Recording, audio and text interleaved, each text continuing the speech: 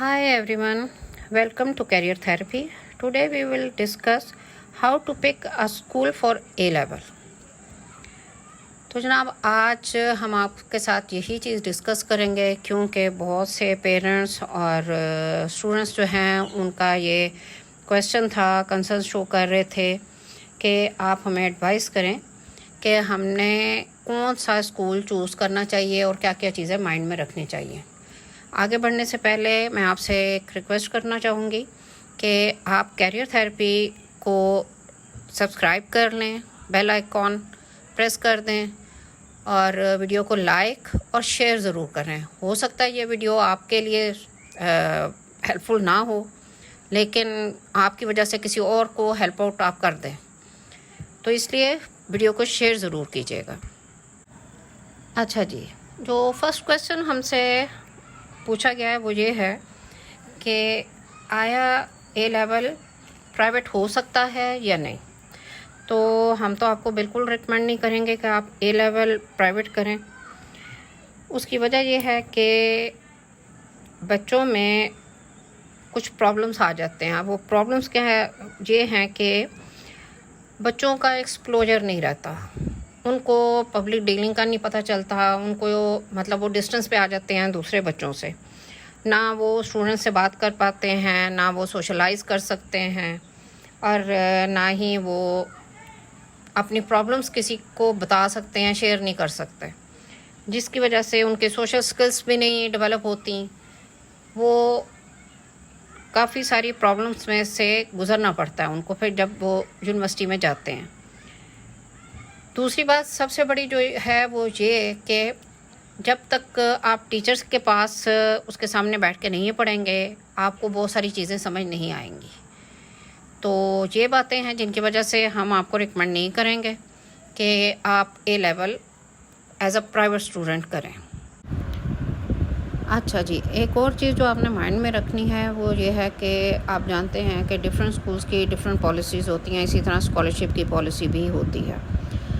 तो आपने सबसे पहले ये देखना है कि आपके रिज़ल्ट की बेस पर आपको बेस्ट स्कॉलरशिप या मैक्सिमम स्कॉलरशिप कौन सा स्कूल ऑफ़र कर रहा है। तो डेफ़िनेटली आपको उसी स्कूल में जाना चाहिए।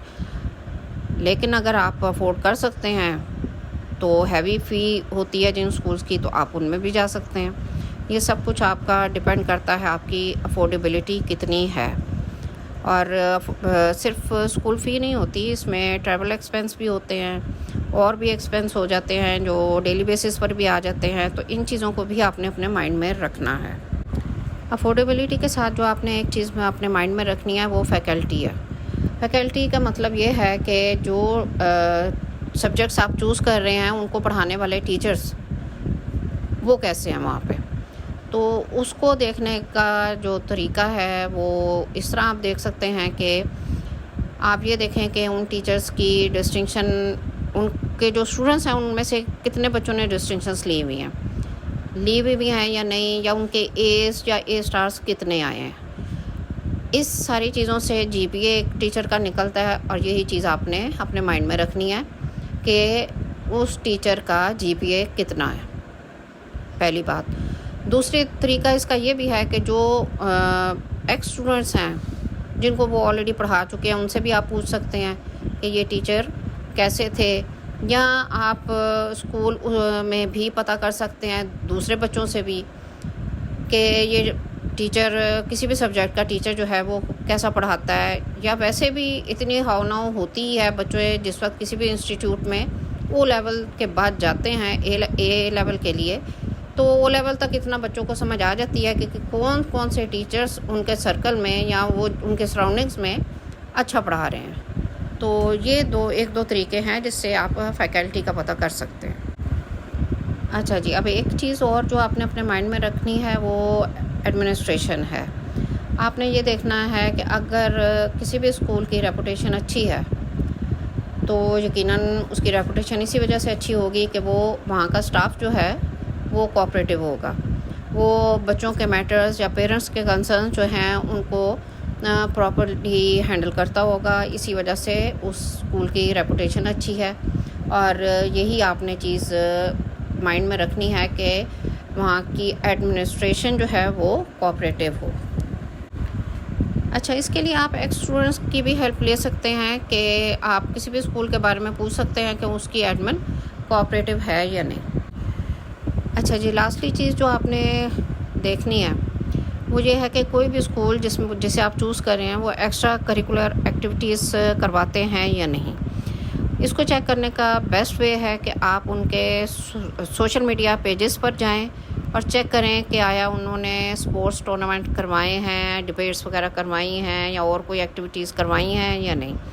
तो ये क्योंकि ये आपकी एप्लीकेशन के लिए फ्यूचर में बहुत ज़रूरी चीज़ है, तो ये भी आपने माइंड में रखना है। ये कुछ पॉइंट्स हैं जिनको आप माइंड में रख के तो ए लेवल के लिए स्कूल चूज़ कर सकते हैं, आप बेटर डिसीजन ले सकेंगे। और जो क्वेश्चंस आपकी तरफ से आए थे, कोशिश की है मैंने कि उनके बेहतर तरीके से जवाब दे सकूं। तो उम्मीद करती हूं कि ये वीडियो आपके लिए हेल्पफुल होगी। Thank you.